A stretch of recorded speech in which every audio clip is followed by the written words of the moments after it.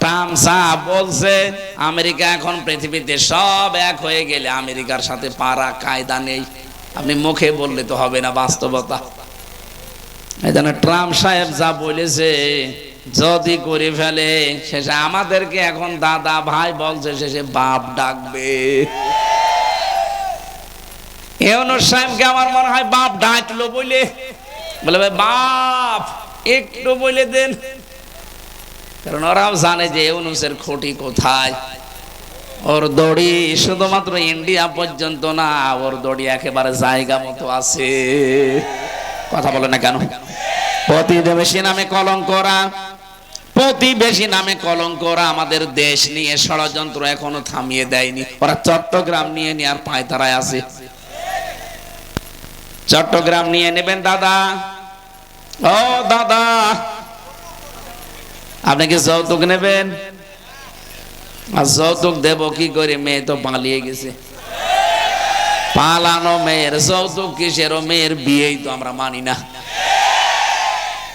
বিয়ে মানতাম যদি এরকম মানুষের সাথে যেত। এমন মানুষের সাথে গেছে যার তো মুসলমানই হয়নি। মুসলমানই হয়েছে বুড়ো বয়স, এখন মুসলমানি দিয়ে যদি বিয়ে দিতে হয়, ও ছাতা দেখা যাচ্ছে কোনো হাজাম দিয়ে মুসলমানি দেবে না, গোড়া থেকে কেটে বাদ দিয়ে দেবে। আমি আর নিচে নামলাম। তার যে বড় কথা, কোরআনের নিষেধ। সূরা বাকারা 221 নম্বর আয়াতের মাঝে আছে, ওয়ালা তুনকিহুল মুশরিকিনা হাত্তা ইউমিনু। কোন মুশরিক যতক্ষণ ঈমান না আনবে, কোন মুমিনা নারীর জন্য তাকে বিয়ে করা জায়েজ নেই। এ ফতোয়া কার? আল্লাহর নিষেধ, আমরা চাই না। আর আপনারা এতদিনে মিথ্যা ছড়িয়েছেন আমাদের স্বামী স্ত্রীর সম্পর্ক হয় কি করে? তার ফুল হাতা আর আমাদের হাফ হাতা। আমাদের হাফ হাতা না, ফুল হাতার সাথে হাফ হাতা যায় কোন কারণে? সব উল্টো পাল্টা কথা বলেন। আশা করছে আমি আর নিচে নামতে পারলাম না। এরপরও যদি কেউ যদি এই যৌতুকের জন্য পিড়াপিড়ি করেন, আপনার কিন্তু খবর আছে। আপনি দেখতে পাচ্ছেন না কি চলছে?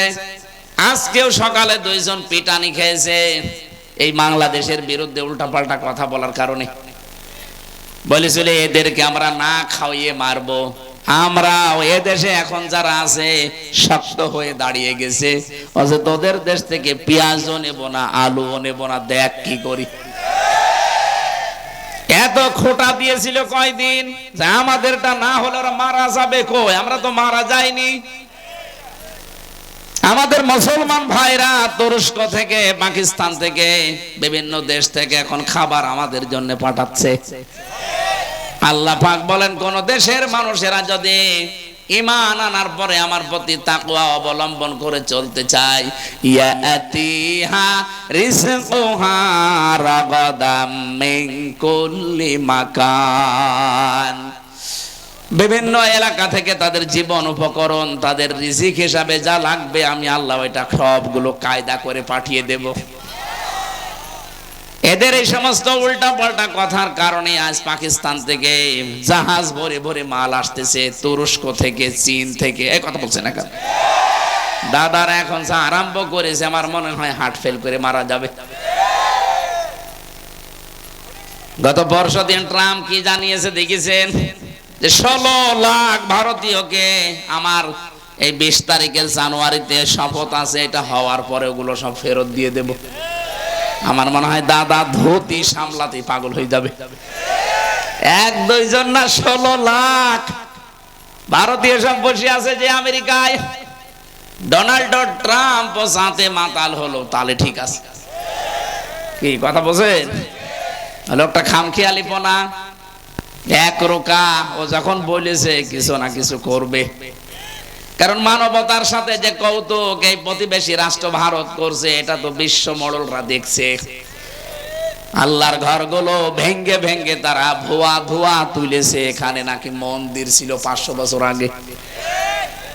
বিশ্বের বিভিন্ন মানুষেরা মাটির নিচে কেউ গ্যাস পায়, কেউ তেল পায়, কেউ সোনা পায়, কেউ রূপা পায়, কেউ লোহা পায়। আর শয়তানরা শুধু মাটির নিচে নাকি মন্দির পায়। পিটিয়ে লম্বা করা দরকার শয়তানগুলো। ভারতের উপরে আল্লাহর গজব নাজিল হবে উগ্রপন্থী হিন্দুদের কারণে। কারণ ওরা মুসলমানের গায়ে শুধু হাত দেয়নি, ওরা গায়ে হাত দিয়েছে আল্লাহর ঘরের। ১৫০০ বছর আগের দিকে তাকান, কাবা শরীফের দিকে হাত দেওয়ার কারণে আল্লাহ আবাবিল দিয়ে আব্রাহাকে ধ্বংস করে দিয়েছে। আমার তো মনে হচ্ছে যে আরম্ভ করেছেন আপনারা কতগুলো ঘর ভাঙলেন আল্লাহর। আজকেও সকাল একটা ভেঙেছে, 500 বছর আগে এখানে মন্দির ছিল। ওরে শয়তান, আমরাও যদি এখন আওয়াজ তুলি বাংলাদেশে যে ঢাকার স্বামীবাগে ইসকন মন্দির, এখানে 1000 বছর আগে মসজিদ ছিল, বল এদেশে এমন কোন নজির আছে যে আমরা কোন মন্দির ভেঙে মসজিদ বানিয়েছি? আমরা হিন্দুদেরকে শত্রু মনে করি না, কিন্তু উগ্রপন্থী কিছু আছে, ওগুলো মানুষ না, ওগুলো জানোয়ার। ওদের কারণে সাধারণ হিন্দুরাও ঝামেলায় আছে। গতকালকে পঞ্চগড় থেকে আর মাগুরা থেকে 2 জন গেছে হাতের চিকিৎসা করাতে ভারতে। সাংবাদিক উল্টা পাল্টা প্রশ্ন করে তাকে বিশ্বের মানচিত্রে দেখাচ্ছে যে বাংলাদেশের সংখ্যালঘু নির্যাতন হচ্ছে। তাকে বলতে বলছে, আপনি বলেন যে আমি পালিয়ে এসেছি, আমার দেশে মেয়েদেরকে রেপ করা হচ্ছে, এই জন্য আমার মেয়েদেরকে নিয়ে আমি পালিয়েছি। ওই লোকটা বলছে, না কেন আমি মিথ্যা বলবো, 5 তারিখের পর থেকে আমি সব চাইতে বড় শান্তিতে আছি। আমি এসেছি আমার এই হাতের চিকিৎসা করাতে আমার এই মেয়ের। আর আপনারা কি বলতে চান? এটা রেকর্ড হচ্ছে, এটা ছড়াই দেবেন বিশ্বে। অত পাগল শামসুদ্দিনা, এই যেই বলেছে অত পাগল শামসুদ্দিনা, ও ছাতা দেখা যাচ্ছে উল্টিয়ে গেছে। বিশ্বে এতদিন ওরা ছড়িয়েছে বাংলাদেশের সংখ্যালঘু নির্যাতন হয়। গোবিন্দ পরামানিক গত 3 দিন আগে ভিডিও বার্তা দিয়েছে, বাংলাদেশের গোবিন্দ পরামানিক বলেছে, না বাংলাদেশে কোনোদিন সংখ্যালঘু নির্যাতন হয়নি, এদেশে যদি হয়ে থাকে 15.5 বছরে কিছুটা হয়েছে। একটা হিন্দু মানুষের কথা বলছে, তাও শুধু বাংলাদেশ নিয়ে না, হয়তো আন্তর্জাতিক বিশ্বের খেলোয়াড়। এই লোকটা সারা বিশ্বের 257টা রাষ্ট্রের সবচাইতে বেশি সাম্প্রদায়িক সম্প্রীতি নাকি বাংলাদেশে।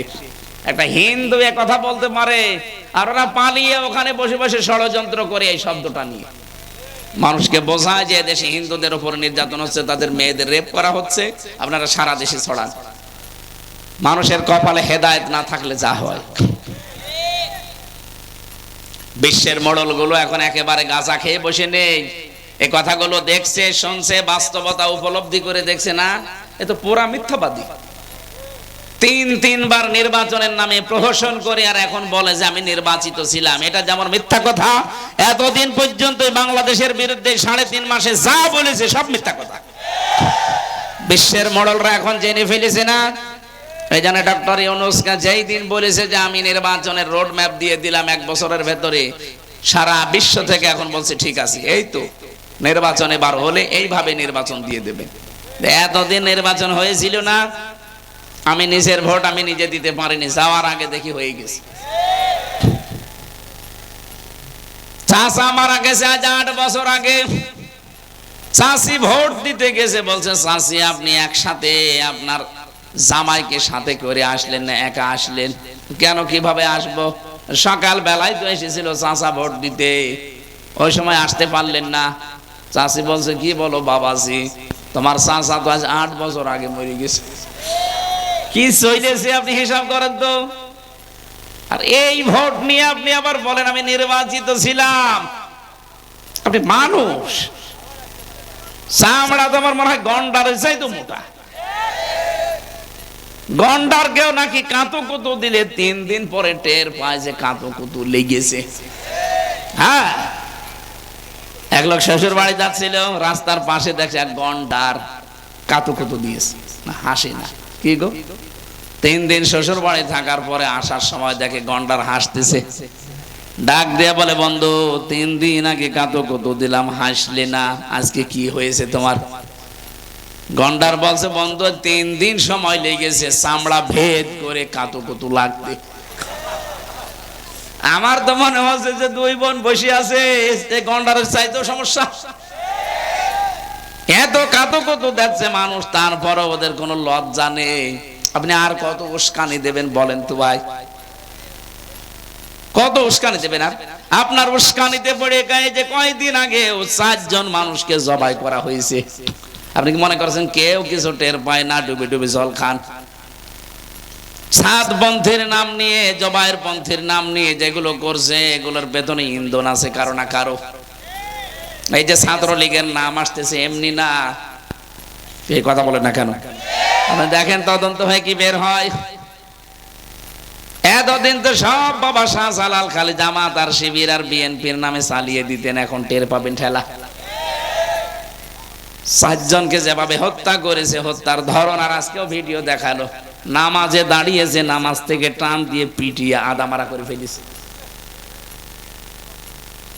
এই দেশে কোন সুস্থ মানুষ এটা করতে পারে না। এটা করতে পারে তারা যারা 2006 সালের 28 অক্টোবর জসিম ভাইকে লগি বইটা দিয়ে মেরে ফেলেছে। এটার প্রমাণ আগে যেহেতু আপনাদের অভ্যাস আছে, সেইটাই আপনারা প্রতিফলন করছেন। এজন্য তদন্ত করে বের করতে বেশি সময় লাগবে না, বেশি ঝামেলা হবে না, কারণ অতীতের ইতিহাস এইটাই বলে। কথা বলেন ঠিক কিনা? যারা জসিম ভাইয়ের মতো মানুষকে রাজপথে লগি বইটা দিয়ে পিটিয়ে হত্যা করার পরে লাশের উপরে ড্যান্স দিতে পারে, তারা এই জবাইয়ের পন্থী মানুষগুলোকে রাতের বেলা যে জবাই করেছে। তদন্ত বের হোক, তার সঠিক কথা বলা যাবে। কার উস্কানিতে পা দিয়ে এগুলো করে দেশকে অস্থিতিশীল করতে আছেন? মানে আছে ইউনূস সাহেব মানে ঘাবড়িয়ে যাবে। আরে ভাই, ওর মাথা না, ওটা একটা কম্পিউটার। কি বলে দেখেছেন না যে এতটুকু একটা দেশ আর 18 কোটি মানুষ আমরা বাস করি। বিশ্বের কোন দেশ নেই যে এত মানুষ এতটুকু জায়গায় থাকে। আমেরিকা বাংলাদেশের চাইতে 59 ডবল বড়। কত? এরকম 59টা বাংলাদেশ পাশাপাশি রাখলে যত বড় হবে, এক আমেরিকা একা এত বড়। কিন্তু লোক সংখ্যা বাংলাদেশের তুলনায় কতটুকু? ওদের মনে হয় 20 কিলোমিটার জুড়ে একজন বাস করে, আর আমাদের 20 কিলোতে আমার মনে হয় কমপক্ষে 10 লাখ বাস করে। ইউনূস সাহেব ঘোষণা দিয়েছে না, বিশ্বে আমি চলাফেরা করি, আমি দেখেছি আমাদের 18 কোটি হাতকে আমরা আর ভিক্ষার হাত বানাবো না, আমাদের 18 কোটি হাতকে আমরা কাজের হাত বানাবো। এই জনশক্তিকে, এই জনসংখ্যাকে জনশক্তি রূপে যদি পরিগণিত করতে পারি, বিশ্বের বিভিন্ন দেশ হা করে আছে আমাদের এই দক্ষ শ্রমিক নেওয়ার জন্য। আজকে আকিস গ্রুপের যে হেলিকপ্টার ছিল, পাইলট আমাকে নামিয়ে দিয়েছিল রংপুরে। আসার সময় দেখছিলাম, এই যে সাড়িয়াকান্দি জামালপুরের এই লাইন দিয়ে ঢুকছিলাম, পাইলট আমারে বলছে, হুজুর এই যে ইন্ডাস্ট্রি গুলো দেখতে পাচ্ছেন না, এখন কাজ বন্ধ হয়ে পড়ে আছে। আফসোস লাগে আমার, এই দেশে 15.5 বছরে যত টাকা পাচার হয়েছে, টাকাগুলো পাচার না করে ওই শয়তানরা যদি দেশে কর্মসংস্থান তৈরি করে দিত, হাজার হাজার যুবক যুবতীর বাইরে যাওয়া লাগতো না, এখানে উপায় করতে পারত। কি করলেন আপনি টাকাগুলো? কেউ সাহেব পাড়া বানিয়ে আছেন, কেউ বেগম পাড়া বানিয়ে আছেন। ও ঘরগুলো তো সব এখন তালা মারা, কেউ থাকে না। থাকবে কারা? তারা তো জেলখানায়। ও ঘরে থাকার মতো পরিবেশ নেই, কারণ ও দেশে মানবতার পক্ষের লোক আছে। আপনি তো টাকা দিয়ে বানিয়েছেন, জনগণের টাকা। সেদিন মালয়েশিয়া দেখি বেগম পাড়া নটে সাহেব পাড়া। আমার আফসোস হচ্ছিল এই পাইলটের কথা শুনে, আল্লাহ, এরা যদি সত্যি এই টাকাগুলো যদি দেশে বড় বড় মিল কারখানা বানিয়ে বিশ্বের যারা মহাজন আছে তাদেরকে ডাক দিয়ে বলতো, আপনারা এখানে ইনভেস্ট করেন, আপনাদেরকে আমরা দেব। এই দেশের একটা যুবককেও বাইরের দেশে গিয়ে কুলি মজুর হওয়া লাগতো না, বাংলাদেশে বসে বসে এক একজনে 1 লাখের উপরে আয় করতে পারতো। নিজেদের পায়ে কোড়াল মারলেন, এদের কপালগুলো নষ্ট করলেন। আপনাকে আল্লাহ মাফ করবে কি দেখে মাফ করবে আপনি বলেন?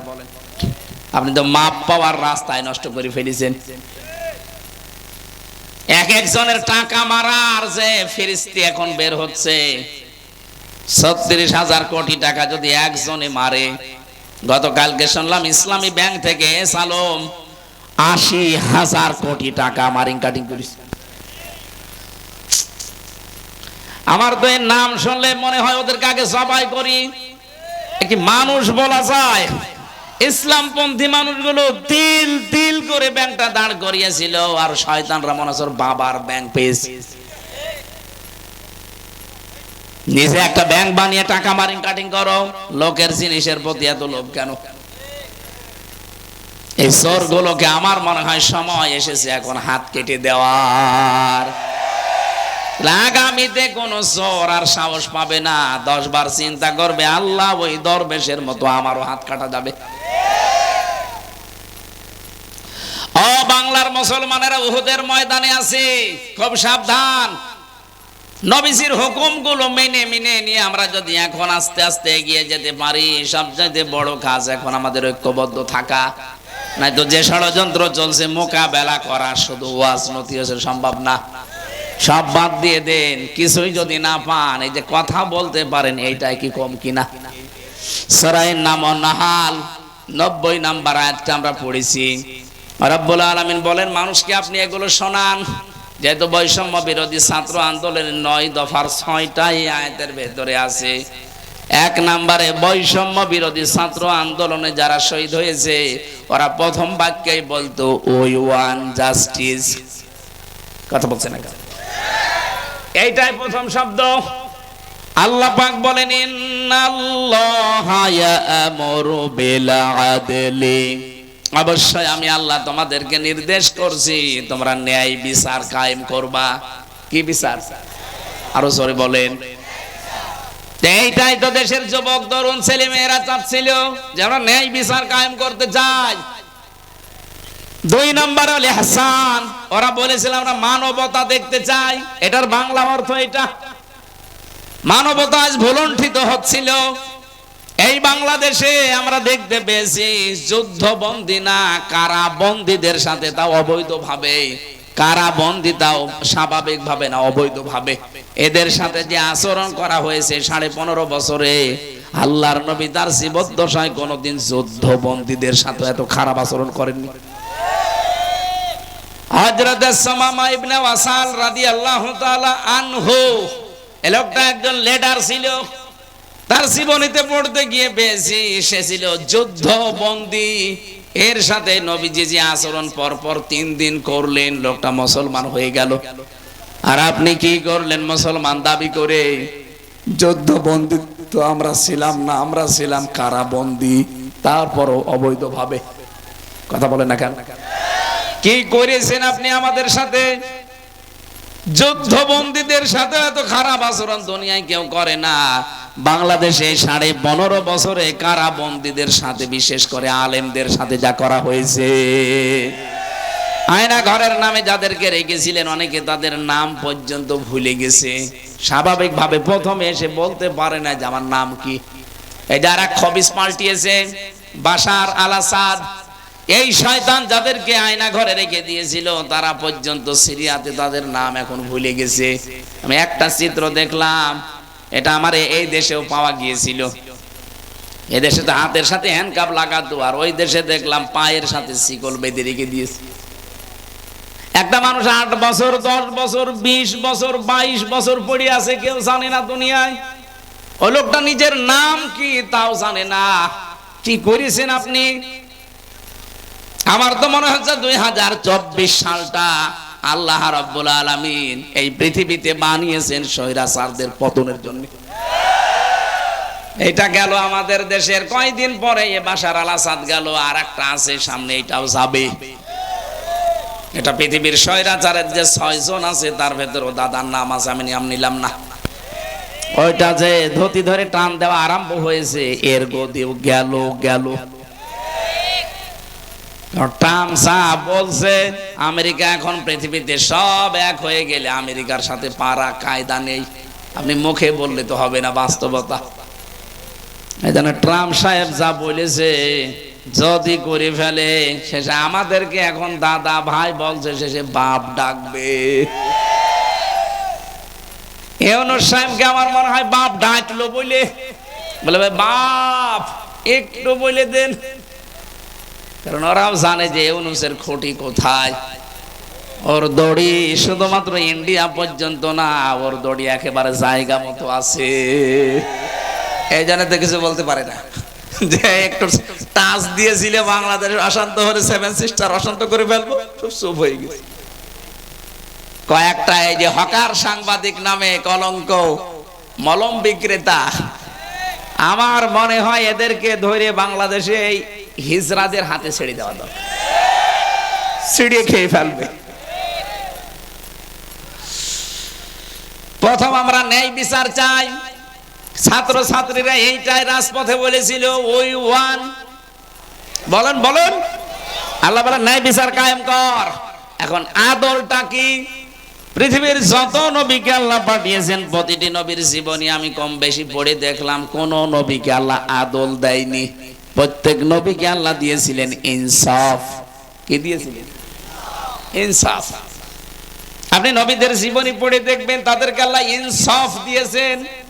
নুন সিন ফা না, নুন সোয়াদ ফা, নিসফুন, এর শাব্দিক অর্থ অর্ধেক। এই জন্য নবীরা দেখতাম বিচার করত, কোন নবীর কাছে বিচার আসলে তারা অর্ধেক সমান সমান করে দিত। হযরত সুলাইমানের কাছে বিচার নিয়ে এসেছে দুই মহিলা, একটা ছেলে দুইজন মা। এক ছেলে দুই মা হয়, হয় একটা আসল একটা নকল। যেহেতু ডিএনএ টেস্ট করার মতো কিছু ওই সময় নেই, কিভাবে পরীক্ষা করে দেবে? ডাক দিয়ে বললেন, ঠিক আছে ছেলেটাকে আমার সামনে রাখো, আমার হাতে তরবারি দাও, আমি একেবারে সমান ভাগ করে দুইজনকে দিয়ে দেই। যেটা নকল মা ওটা বলছে ঠিক আছে আপনি করেন। আসল মা যেটা বলে দরকার নেই, আমার সন্তান আমি দিয়ে দিলাম, ও বেঁচে থাক। সুলাইমান নবী বুঝে ফেলেছেন যে আসল মা কোনটা। অন্যান্য নবীদের জীবনী থেকে জানা যায় তাদেরকে আল্লাহ ইনসাফ দিয়েছিলেন, তারা ইনসাফ কায়েম করতেন। আর আমাদের নবীকে আল্লাহ ইনসাফ তো দিয়েছেন, পাশাপাশি তাকে আদল দিয়েছেন। আদল কি? মা মানাল আদাল লগাতানা শারহান। আদল তিন প্রকার। এক নম্বরে আদল আল্লাহর সাথে, দুই নম্বরে আদল রাসূলের সাথে, তিন নম্বরে আদল হবে সৃষ্টি জগতের সাথে। কথা বলে না কেন? আল্লাহর সাথে আদল কি? আল্লাহ পাক যেদিন আমাদের রূহের জগতে আদম নবীর পৃষ্ঠদেশ থেকে বের করে বলে, আলাস্তু বিরাব্বিকুম, আমি কি তোমাদের রব না? এক বাক্যে সবাই জবাব দিয়েছিলাম, ক্বালু বালা, অবশ্যই আপনি আমাদের রব। এই যে স্বীকার করে আসলেন, এই স্বীকৃতি যদি দুনিয়ার এই ছোট্ট জীবনে আমি মিলাতে না পারেন, আপনি আল্লাহর সাথে ন্যায় বিচার আদল করতে পারেননি। কথা বোঝেন আমার? আল্লাহর সাথে স্বীকৃতি দিয়ে এসেছিলেন রব, আপনাকে আমি মানি, অথচ রব শব্দের 5টা অর্থের একটাও আপনার জীবনে পাওয়া যায় না। রব মানে সৃষ্টিকর্তা, রব মানে প্রতিপালক, রব মানে আইনদাতা, রব মানে রিজিক দাতা, রব মানে অভিভাবক। এই 5টার একটাও আপনি আল্লাহকে মানেন না। কি কি করে আসলেন আর কি করছেন বলেন? আপনি আল্লাহর সাথে আদল করতে পারেননি। 2 নম্বরে রাসূলের সাথে আদল, বিশ্ব নবী ছাড়া অন্য কারো আদর্শ আমি মানি না, এইটা রাসূলের সাথে আদল, এইটাও পারেননি। 3 নম্বরে সৃষ্টি জগতের ভেতরে সর্বোত্তম যারা সৃষ্টি তারা মানুষ, এদের সাথেও আপনার আদল হয় না। এই 53 বছর পার হয়ে গেল, জোরজার মুল্লুক তার এটা চলছিল। এদেশে আদল হয়নি মানুষের প্রতি। বিশেষ করে 15.5 বছরে যারা দায়িত্বে ছিল, ওরা শুধু মিথ্যা বলে উড়িয়েছে যে আমরা ন্যায় বিচার কায়েম করছি। কিসের ন্যায় বিচার কায়েম করেছেন? এদেশে তো জোরজার মুল্লুক তার এই নীতি ছিল। আমার মতো একটা মানুষকে ঘর থেকে ধরে নিয়ে গেলেন বিনা কারণে, নিজেরাই বলতেন আপনার দোষ নেই, ছেড়ে দিলেন না কেন? নিজেরাই বলেছে দোষ নেই, চলেন, নিয়ে গেলেন। 3টা বছর বিনা কারণে আটক করে রাখলেন। মামলায় তো আমার মামলা হয়েছে, হোক, আমার তো জামিন পাওয়ার হক আছে, সেইটাও দিলেন না। কি নাই বিচার কায়েম করেছিলেন? আমি নিজের জীবন থেকেই তো বলছি হয়নি। আপনি যা বলেছেন 15.5 বছর পুরা মিথ্যা কথা। এরকম জোরজার মুল্লুক তার এই নিয়ম নীতি এক জায়গায় ছিল, মিশরের আজিজ মেসের এই দরবারে ছিল। হযরত জুলাইখা নাম শোনেননি জীবনে? এই মহিলা, কোরআনে কারিমে আল্লাহ আমাদেরকে কিছু শুনিয়েছেন, এখান থেকে কিছু শিক্ষা নেওয়ার জন্য। আমি সূরা ইউসুফ থেকে কয়েকটা আয়াত পড়ছি শিক্ষার জন্য। রব্বুল আলামিন বলেন, রাওয়াদাতুহুল্লাতী হুয়া ফি বাইতিহা আন নাফসিহি ওয়া গাল্লাকাতিল আবওয়াবা ওয়া ক্বালাত হাই তালাক। এখানে যারা আরবি গ্রামার বোঝে, আরবি তাসবিদ বোঝে, এখানে কিরাত আছে কিন্তু 4টা।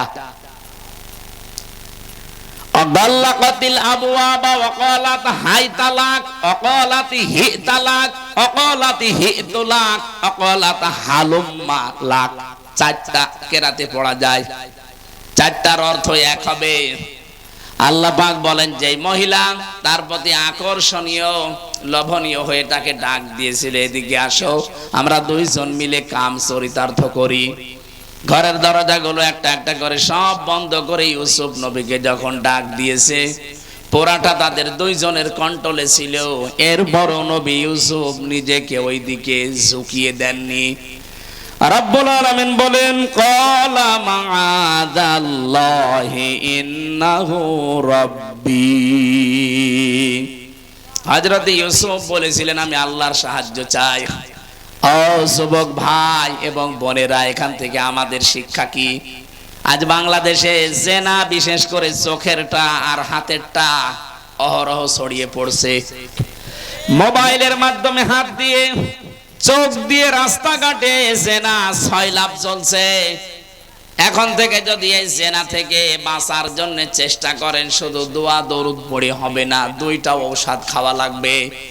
সূরা নূর 18 নম্বর পারা 12 নম্বর পৃষ্ঠা 7 নম্বর লাইনের 30 নম্বর আয়াতটা, কুল্লিল মুমিনিনা ইয়াগুদ্দু মিন আবসারিহিম ওয়া ইয়াহফাযু ফুরুজাহুম যালিকা আযকা লাহুম। আল্লাহ পাক বলেন, নবী আপনি মুমিন পুরুষদেরকে বলেন, তারা যেন পরনারী দেখলে চোখকে নিম্নগামী করে। এই ঔষধটা এখন থেকে আমল করা লাগবে।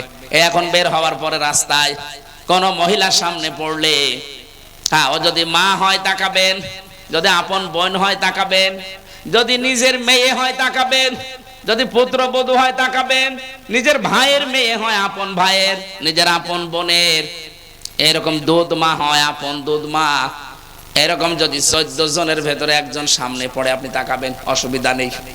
কিন্তু এর বাইরে দুনিয়ায় যেই হোক যদি সামনে পড়ে যায়, আমি সহ প্রত্যেকের সঙ্গে সঙ্গে চক্ষু নিম্নগামী করা লাগবে। এক কথা বলছেন না? হ্যাঁ, আপনার মন চাইবে, আপনার আর যৌবন কতটুকু আছে। এক একজন নবীকে আল্লাহ আমির হামজার মতো 100 হামজার যৌবন দিয়েছিলেন। আল্লাহর নবী বলতেন, আমার এই হাতের ভেতরে 100 মুহাম্মদ আলীর শক্তি আছে। 100 জন মুহাম্মদের শরীরে যে শক্তি আছে, আমি মুহাম্মদুর রাসূলুল্লাহর এক হাতে সেই শক্তি আছে। ওনার হাতে যদি শক্তি থাকে, ওনার যৌবনে এরকম শক্তি ছিল। কথা বলেন ঠিক কিনা? হযরতে ইউসুফ এত বড় যৌবন থাকার পরেও তিনি বলেছিলেন, আমি আল্লাহর সাহায্য চাই। ইন্নাহু রাব্বি, অবশ্যই আমার রব।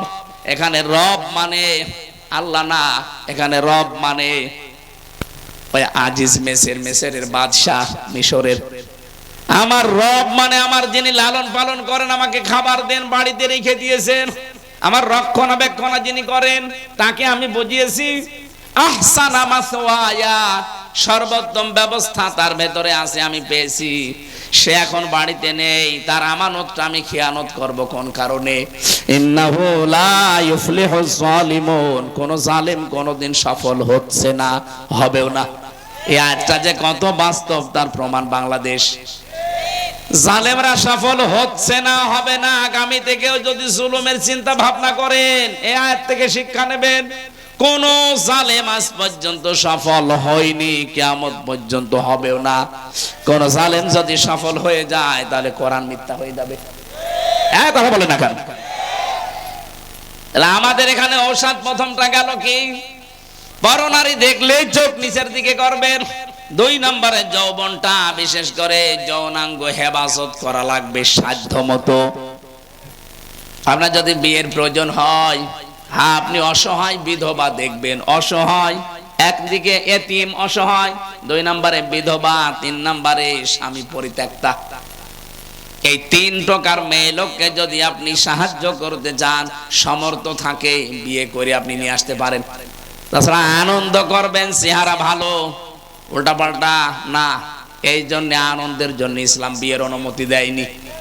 কারণ যে আয়াতগুলো আমরা বলি যে মাসনা সোলাসা রুবা, 2 2 3 3 4 4 বিয়ে করো, এর আগে আয়াত পরের আয়াত এতিমদের আলোচনা আছে। আমরা এটাকে আজ কলুষিত করে ফেলেছি ইসলামের নাম নিয়ে।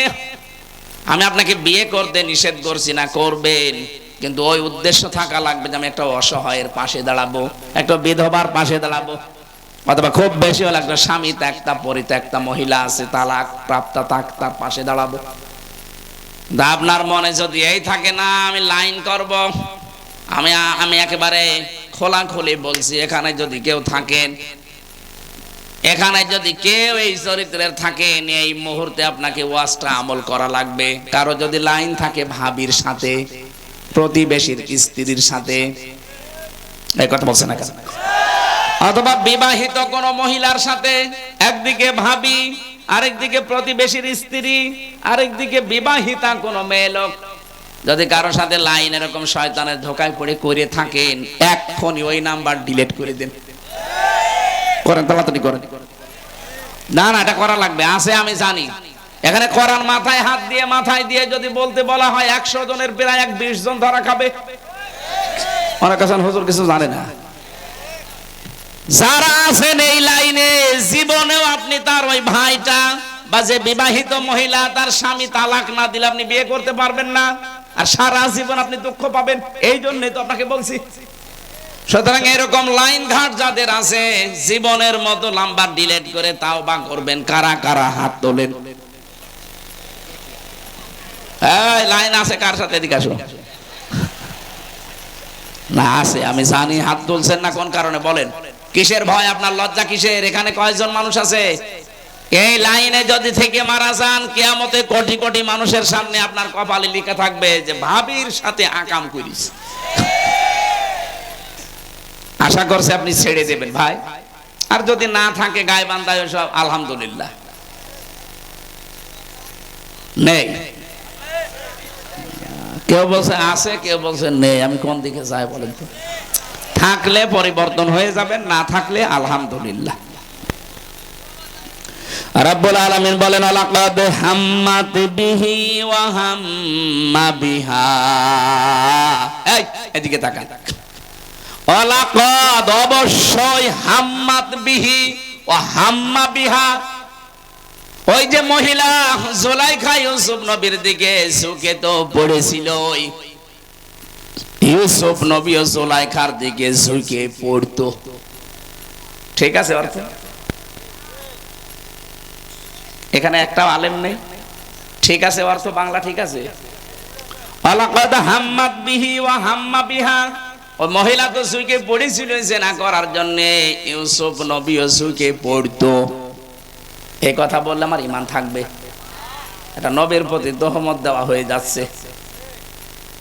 বাংলা অর্থ কিন্তু এটাই দাঁড়ায়। আপনি জিজ্ঞাসা করেন কোন মুফাসসির থাকলে, লাকাদ হাম্মাত বিহি ওয়া হাম্মা বিহা। বিহি দিয়ে পুরুষ মানুষ, বিহা দিয়ে মহিলা মানুষ, দুইজনেই তো রাজি। এখন প্রশ্ন আসতে পারে ইউসুফ নবী? হ্যাঁ, কারণ তিনিও তো মানুষ। কি আমার মতো সলিমদ্দির যদি কোনো কিছু দেখলে উল্টা পাল্টা মনে হয়, ইউসুফ নবীর ভেতরে তো সলিমদ্দির মতো যৌবন নাই, 100 পুরুষের যৌবন ছিল। আর যার সামনে দাঁড়িয়ে আছে অত কালি না, অত জুলাইখা। বিশ্বের সুন্দরী মহিলাদের ভেতরে সে একজন। তাও পোশাক পরে দাঁড়িয়ে থাকলে তো হয় পুরা উলঙ্গ হয়ে দাঁড়িয়ে আছে। বলেন এ কঠিন পরিস্থিতিতে নিজের যৌবনকে চাপ দিয়ে রাখা কত কঠিন পরিস্থিতি ছিল। আল্লাহ পাক বলেন হ্যাঁ, দুইজনেই কিন্তু ঝুঁকে পড়েছিল। লাউলা বুরহানা রব্বি, যদি তার রব তাকে কিছু দলিল আর প্রমাণ না দেখাতেন। কি দলিল দেখিয়েছিলেন? এই বুরহান শব্দের ভেতরে আমি তাফসিরে কয়েকটা অর্থ দেখেছি। জালালাইন শরীফের ভেতরে আছে, 1 নম্বরে হযরত ইউসুফ দেখতে পেলেন হযরত জিবরাইল সামনে একটা চিঠি ধরেছে, ওখানে লেখা আছে, ইউসুফ আমি তোমার মালিক বলছি তুমি জিনা করতে পারো না। 2 নম্বরে হযরত ইয়াকুব আলাইহিস সালাম সরাসরি এসে গেছে ঘরের ভেতরে। ছেলে যত খারাপ হোক বাবার সামনে ওই কাজ করতে পারে। ওনার বাবা ডাক দিয়ে বলছে, ইউসুফ আমি তোমার বাবা ইয়াকুব বলছি তুমি কিন্তু এই কাজ করতে পারো না। এই প্রমাণগুলো দেখার সঙ্গে সঙ্গে হযরত ইউসুফ থমকে দাঁড়ালেন। আল্লাহ পাক বলেন, কাযালিকা লিনাসরিফা আনহু সুআ ওয়াল ফাহশা, এইভাবে, কাযালিকা মানে এইভাবে, লিনাসরিফা আনহু সুআ ওয়াল ফাহশা, কোন মানুষ যদি অপরাধ করার শক্তি সামর্থ্য থাকার পরিবেশ থাকার পরেও যদি নিজেকে কন্ট্রোল করে ফিরে আসতে পারে, আমি আল্লাহ তার থেকে এই মন্দ ফাহশা কাজগুলো আমার পক্ষ থেকে দূর করে দেই। ইন্নাহু মিন ইবাদিনাল মুখলাসিন, কারণ সে আমার মুখলেস বান্দাদের অন্তর্ভুক্ত হয়ে যায়। আমরা যদি এরকম সাহায্য পেতে চাই, চরিত্রের মহা দুর্যোগের সময় আমাদেরকেও কিন্তু কঠোর সিদ্ধান্ত নেওয়া লাগবে। হযরত ইউসুফের এই পরিবেশ আমাদের সামনেও মাঝে মাঝে আসার সম্ভাবনা নেই। রাস্তাঘাটে গেলে, বাজারে গেলে, মার্কেটে গেলে, বিভিন্ন মেলায় গেলে এগুলোর পরিবেশ চলে আসে। এমন এমন পোশাক পরে এসে ধাক্কা মারে, বাকিটা আর বললাম না, কথা বলে না কেন? নাম দিয়েছে বৃক্ষ মেলা, বৃক্ষ নেই। নাম দিয়েছে বই মেলা, বই নেই। নাম দিয়েছে শিশু মেলা, শিশু নেই। শুধু শিশুর খালারা আর মামারা।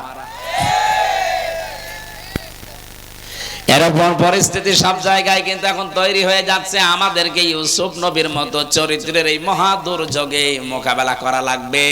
তাহলে বাকিটা আমার আল্লাহর প্রতি ছেড়ে দিলে উনি আমাদেরকে বাঁচাবেন। কারণ জিনা থেকে বাঁচা এই জামানায় কখনোই সম্ভব না আল্লাহর রহমত ছাড়া। আল্লাহ পাক বলেন, আস্তাবাকাল বাবা ওয়া কদ্দাত কামিসাহু মিন দুবুরি ওয়া আলফায়া সাইয়্যিদাহা লাদাল বাব। দুইজনে দৌড় দিয়েছে। হযরত ইউসুফ যখন দেখলেন একজন ফেরেশতা সামনে চিঠি নিয়ে দাঁড়িয়ে আছে, লেখা আছে, ইউসুফ আমি তোমার মালিক বলছি তুমি কিন্তু জিনা করতে পারো না। তিনি যখন থমকে দাঁড়িয়েছে, ঠিক ওই সময় আল্লাহ পাক জিবরাইলকে দিয়ে কানের কাছে ওহী পাঠালেন, শুধু আপনি সামনে যেতে বলেন, বাকি যা করা আমার আল্লাহর কুদরত করবে। উনি প্রথম দরজার কাছে গেছে। তাফসিরে মুফাসসির লিখেছেন, প্রথম দরজার কাছে যাবার পরে দরজা খোলে নাই, ওই অবস্থায় ছিল। জুলাইখা চিন্তা করছে, কই আমার কথা না শুনে দৌড় দিয়েছে, ধরতে গেছে, যেই কাছাকাছি গিয়ে তখন দরজা খুলে গেছে। উনি প্রথম দরজা খোলা পেয়ে দিয়েছে, দৌড়, পেছন দিক থেকে জামা টেনে ধরেছিল, জামা ছিঁড়ে গেছে, এরপরও ধরতে পারে নাই। 7টা 10টা পর্যন্ত দরজার নাম পেয়েছি। 10টা দরজা পার হয়ে শেষ নাম্বার দরজায় যে দেখে স্বামী দাঁড়ানো। হযরত ইউসুফের জামা ছেঁড়া আর জুলাইখার শরীরে এক বিন্দু কোনো পোশাক নেই। ডাক দিয়ে বলে, কি অবস্থা? কথা বলার আগেই জুলাইখা কেঁদে ফেলেছে। এখান থেকে একটা শিক্ষা পাওয়া যায়, এই যে কথা বলার আগেই যারা কেঁদে ফেলে এরা কিন্তু জুলাইখার উত্তরসূরি। এই জন্য আল্লাহ জুলাইখার নামে একটা আয়াত নাযিল করতে গিয়ে বলেছেন, এই যে আয়াতটা, ইন্না কাইদা কুন্না আযীম। আল্লাহ পাক বলে, ইন্না কাইদি দিত বা কায়দা কুন্নি দিত, কা দিত, কি দিত, কি দিলে অর্থ হয়ে যেত, ইন্না কায়দা কি দিলে অর্থ হয়ে যেত। আল্লাহ কি না দিয়ে কোন না দিলেন বহু বচন, কেন এক বচন না দিয়ে? কাজটা তো এক মহিলা ঘটিয়েছে। আল্লাহ জানাতে চেয়েছেন কিয়ামত পর্যন্ত জুলাইখার মতো বহু ষড়যন্ত্রকারী মহিলা আসবে, যারা দেনার তহমত পর্যন্ত পুরুষ মানুষের চরিত্রে তারা দেবে। তার ভেতরে মনে হয় আমাদের দেশে আল্লাহ একটা পাঠিয়েছিলেন, কথা বলেন না কেন? যে মানুষটা সংসদে দাঁড়িয়ে মাওলানা মামুনুল হকের বিরুদ্ধে জিনার তহমত প্রকাশ্যে বলতে পারে, আরে ভাই ওটা তার নিজের স্ত্রী ছিল, বিবাহিত, আমার সাথে 3 বছর তার সাক্ষাৎ, 3 বছর। আপনার মতো সে জিনাকার নাকি? আপনার জীবনের চরিত্রের কোনো গ্যারান্টি নেই। আর তার বাবার দিকে তাকান, তার নিজের দিকেও তাকান। লোকটার সাথে 3 বছর থেকে তার যে আমল, তার যে আখলাক, বিশেষ করে তার যে তাওয়াক্কুল আল্লাহর প্রতি আমি দেখেছি, ইবাদতের মাত্রা আপনি ধারে কাছেও যেতে পারবেন না। আর আন্দাজে সংসদে দাঁড়িয়ে বলে দিলেন যে একটা পার্লারের মেয়ে লোক নিয়ে আনন্দ ফুর্তি করতে গিয়ে ধরা পড়িস। আপনি মানুষ? মহিলাদের চক্রান্ত বলতে গিয়ে আল্লাহ বহু বচন দিয়েছেন। শয়তানের চক্রান্ত বলতে গিয়ে আল্লাহ ইন্না কায়দা শাইতানি কানা দাইফা দিয়েছেন। শয়তানের চক্রান্ত দুর্বল। আর মেয়েদের চক্রান্তের কথা কোরআনে আসলেই তিনি বলেছেন আযীম, ইন্না কায়দা কুন্না আযীম। মেয়েদের চক্রান্ত বড় ভয়ঙ্কর। এক চক্রান্তেই নবী ইউসুফের মতো মানুষ 10 বছর জেল খেটেছে। আর এক চক্রান্তে আমাদের এদেশের আলেম ওলামারা অনেকে 3-4 বছর, 5 বছর, 10 বছর জেল খাটতেছে। সব চক্রান্ত মেয়ে লোকের। আপনি কোর্টে যান, থানায় যান, আদালতে যান, 100টার আমার মনে হয় কমপক্ষে 80টা মামলা মেয়ে লোক নিয়ে। নবীজি বলেন আমি ইন্তেকাল করে চলে গেলাম, কিন্তু আমার উম্মতের জন্য মেয়ে লোকের মতো এরকম ভয়ঙ্কর ফিতনা আর রেখে গেলাম না। এটা কিন্তু আসলে একটা ফিতনা। কি কথা বলেন না কেন? এমনকি বহু পুরুষ এখানে আমরা বসে আছি, নিজের বউ আর ভালো লাগে না, অন্যেরটা দেখলেই কেমন যেন আকর্ষণ তৈরি হয়। এটা একটা রোগ। কি? এই রোগ থেকে মুক্তি পাওয়ার জন্য মাত্র 15 দিন, মাত্র 15 দিন কোন মেয়ে লোকের দিকে চোখ পড়ে গেলে সঙ্গে সঙ্গে নিম্নগামী করবেন, মন চাইলেও নিচু করবেন। আর লজ্জাস্থানটা হেফাজত করে রাখেন। 15 দিন পরে দেখবেন নিজের স্ত্রীর প্রতি আকর্ষণ, চাহিদা বাড়তেছে। অন্য মহিলা দেখলে আপনার মনের ভিতরে কেমন যেন রাগ হচ্ছে। আমি জানি এটা আপনি করবেন না। এখন যতই ওয়াজ করে ছেড়ে দিলে রাস্তায় যদি পরিমনের মতো কাউকে পায়, বলে আগে আল্লাহর নামে দেখে নেই, পরে আমি তওবা করে নেব। এক কথা বলছে না? না না। হযরতে ইউসুফ নবী ডাক দিয়ে বললেন, বাদশা আমার কোনো দোষ নেই, আপনার স্ত্রীর দোষ। সে আমাকে ফুসলিয়ে পর্যন্ত এনেছে। মেয়েদের চক্রান্ত কত নিচে নামতে পারে 3-4 আয়াত তার প্রমাণ। ইউসুফ নবীর মতো এত বড় নিষ্পাপ মানুষকে পর্যন্ত সে জেনার তহমত পর্যন্ত দিয়ে 1 দিন 2 দিন না 10 বছর জেলের ভেতরে রেখেছে। আর প্রতিনিয়ত সে জেলখানা ইউসুফ নবীকে মানুষ দিয়ে পিটাতো। আমার তো মনে হচ্ছে এই 15.5 বছরে অনেককে জেলখানায় দিয়ে সিসি ক্যামেরা লাগিয়ে দেখতো যে কার সাথে কি আচরণ করা হচ্ছে। নিজেই দেখলাম সিসি ক্যামেরা লাগানো আমার ঘরে, মামুনুল হকের ঘরে, ওই যে গিয়াসউদ্দিন মামুন ভাইয়ের ঘরে লাগিয়ে আছে। উনি বসে বসে ওখান থেকে দেখে। এমনকি জেলখানায় এসে মেজর হোদাকে পর্যন্ত নিজের প্রতিশোধ নিতে গিয়ে জবাই পর্যন্ত করেছে। ভিডিও এখন ফাঁস হয়ে যাচ্ছে সব। আমরা এখান থেকে শিক্ষা নেব। এই জোরজার মোল্লকদার এটা ওই জামানায় ছিল যে ইউসুফ নবী বলেছে। ইউসুফ নবীর কথা গ্রান্টেড না। মহিলা যেই কাদাকাটি করে বলছে আপনি বাড়ি নেই, আপনার স্ত্রীর সাথে এই কাজ করেছে একটা গোলাম, এর শাস্তি হয় কঠিন দেবেন না জেলখানায় দেবেন। কত কিছু সাক্ষী ইউসুফ নবীর পক্ষে ছিল, একটাও মানলো না। ঠিক আছে 10 বছর জেল দিয়ে দিলাম। যান। জোরজার মোল্লকদার। জোরজার আরো জোরে বলেন। আমাদের দেশে এইটাই কায়েম ছিল এতদিন। আমি নিজেও তো জীবনে দেখলাম জোরজার মোল্লকদার। আমার পক্ষে কেউ সাক্ষী দিতেও রাজি না, এর পক্ষে নিজেরা বানিয়ে বানিয়ে সাক্ষী দেবে, তারপরও তারা রাজি হয়নি। এর বড় কি অদৃশ্য ইশারায় আমারে বন্দী করে রেখে দিল 3 বছর। 3টা বছর জীবন থেকে আপনি কেড়ে নিলেন। হাজার হাজার মানুষে যে 1,10,000-এর মতো মানুষ জেলখানায় ছিল, হিসাব নিকাশ করে দেখতে পাওয়া যায় 100 জনের আমার মনে হয় 80,000 মানুষই কিছু জানে না। কিছু অপরাধী আছে হালকা। এইখানে আদল আমাদের সৃষ্টি জগতের যারা আসল আল্লাহর সৃষ্টি মানুষ, এদের সাথে হয় না। বাকি যে মাখলুকাত গুলো আছে তাদের সাথে সৃষ্টির আদল কিছুই নেই। আন্দাজে গাছের পাতা ছেড়ে আল গল্প করে আর বাদাম খায়। পাতা কি তোর বাবার? ওটা তো কাঁচা পাতা, জিকির করছিল আল্লাহর, ছিঁড়ে ফেলে দিলে জিকির বন্ধ হয়ে যাবে। সব জায়গায় আদল আছে, ইনসাফ আছে। আল্লাহ রাব্বুল আলামিন দুনিয়ায় যে বৈষম্য বিরোধী আন্দোলন ছাত্র যারা করেছিল, ছাত্র আন্দোলন প্রথম এইটা ছিল ন্যায় বিচার কায়েম করতে চাই। আল্লাহ আমাদেরকে এই নির্দেশ দিয়েছেন, আমরাও এর পক্ষে থাকবো ইনশাআল্লাহ। আমি আর আজকে পারছি না, আল্লাহুম্মা আমিন। লা হাওলা ওয়ালা কুওয়াতা ইল্লা বিল্লাহিল আলিয়্যিল আযীম। আল্লাহুম্মা ইগফিরলি ওয়ারহামনি ওয়াহদিনি ওয়াফিনি ওয়ারযুকনি ইয়া রাব্বাল আলামিন। আল্লাহ তাআলা এই বিশাল আয়োজনে যারা শ্রম দিল এদেরকে কবুল করে নাও। আগামীতে অনুষ্ঠানটা কোরআনের প্রচারে আরো বিশাল আকারে মঞ্জুর করো।